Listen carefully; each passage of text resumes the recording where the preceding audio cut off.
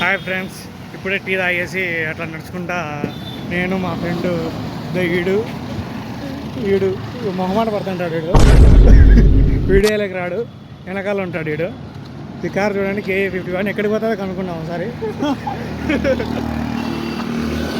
ముందు ఇట్లా బస్సు వచ్చింది, ఇట్లా ఆగినాడు మా ఫ్రెండ్, ఆగిపోయినాడు. ఈ కార్లో అయితే ఎవరు లేరు, అందుకే అడగలే మేము తినే బిర్యానీ ఇన్ని తింటాం ఎక్కువ. అమ్మూరు బిర్యానీ ఫ్రాంచైజ్ ఇది,